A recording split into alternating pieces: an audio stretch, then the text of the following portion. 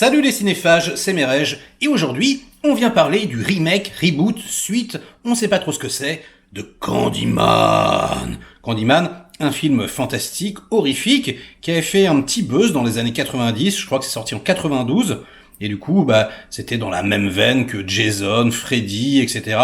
Donc c'était censé faire peur, en même temps avoir un petit côté fun, parce qu'avec un énorme concept, un high concept, et là c'est le cas, si on est devant un miroir et qu'on répète 5 fois le mot Candyman, eh bien un boogeyman, donc le Candyman apparaît, une sorte de boogeyman comme ça, un homme noir avec un crochet, un petit peu couvert d'abeilles, on sait pas trop ce que c'est, une tronche en forme de ruche, quoi. Et en fait, il n'apparaît que dans la réflexion du miroir uniquement. Mais en revanche, s'il vous tue dans le miroir, il vous tue dans la vie réelle. Donc un gros côté Freddy quand même, on va pas se mentir. Et la possibilité de faire des petites choses assez sympathiques au niveau de la mise en scène. Le premier, c'était pas un chef-d'œuvre, mais c'était sympathique, franchement. Et là, on n'en attendait pas grand-chose. Pourquoi remaker à chaque fois qu'ils essayent, ils font de la merde. Les Vendredi 13, les Freddy, c'était vraiment problématique. Eh bien ici, bing bing, c'est de la merde. Eh ben ouais, je le dis direct, c'est tout pourri, c'est incroyable. Alors, Jordan Peele... pour l'instant, c'est le mec d'un seul film. Je suis désolé, il a eu de la chance, je sais pas ce qui s'est passé, c'est vrai que moi, j'adore son Get Out, je le trouve mais génial. Le scénar est incroyable, il y a vraiment un côté Carpenter que j'adore. Et puis, le sous-texte politique, mais j'étais mort de rire vraiment pendant tout le film.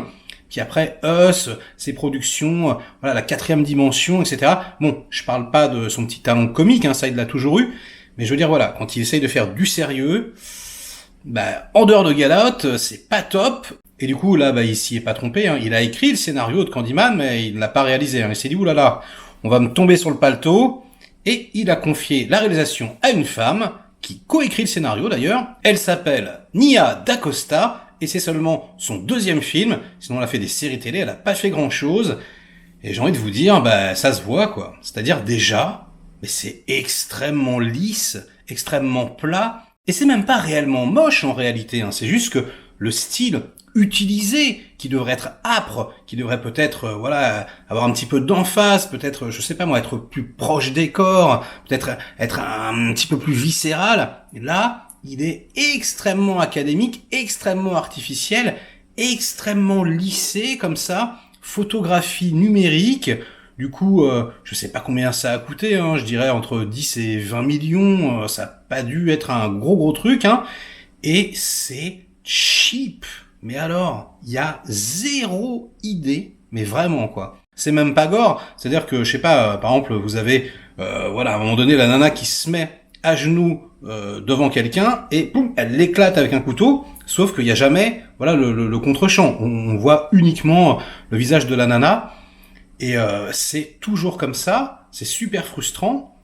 Les effets spéciaux, ils sont bien faits, c'est-à-dire qu'il y a évidemment, et j'ai envie de dire heureusement, tout un jeu de réflexion dans le miroir avec le personnage principal qui est là et qui se multiplie à l'infini. Évidemment, on voit pas la caméra, etc. Mais du coup, je trouve que c'est trop facile. Ah ouais, on a enlevé la caméra. Ouais, mais en fait, non.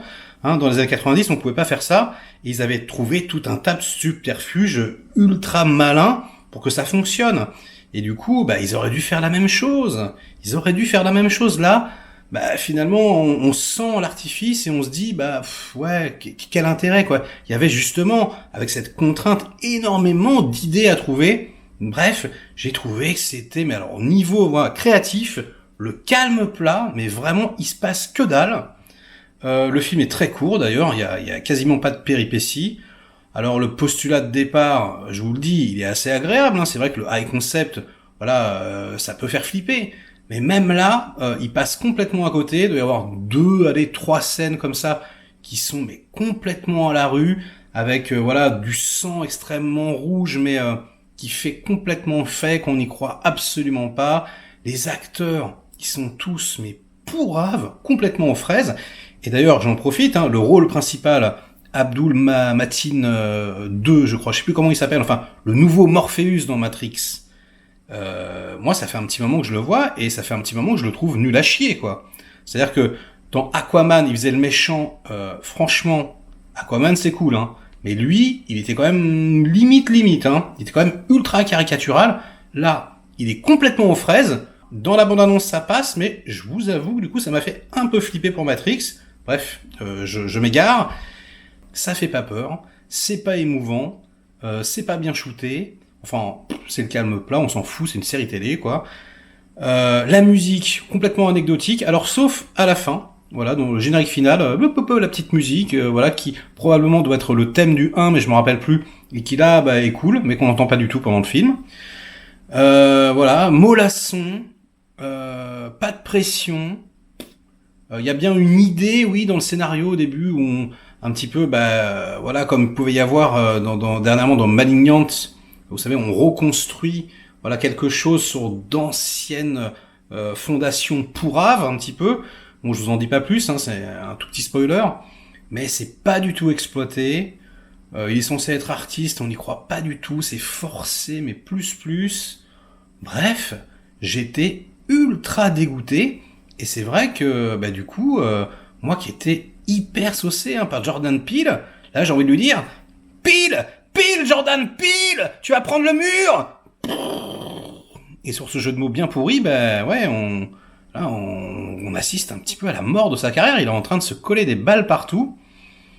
Je sais pas, quoi. Parfois, ça arrive, hein. Il y a des réals qui font un seul film absolument incroyable, puis qui après, ils partent complètement en vrille. Je pense à Russell Mulcahy, hein, qui a fait que Highlander, en vérité. Certains me diront peut-être Razorback. Ça se discute. Mais ouais, je suis déçu, quoi. Donc, ça sort très très bientôt en France. J'ai eu la chance de le découvrir en avant-première. N'allez pas le voir, je vous le conseille pas. C'est vraiment une grosse banane.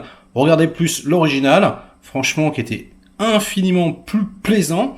Et Bernard Rose, c'est un réalisateur sympathique. Donc voilà, likez cette vidéo si elle vous a intéressé, hein, j'ai envie de vous dire. Délikez-la sinon. Inondez-moi de commentaires comme d'habitude pour faire marcher le petit robot YouTube. Et puis nous, on se retrouve très vite pour de prochaines aventures. Candyman.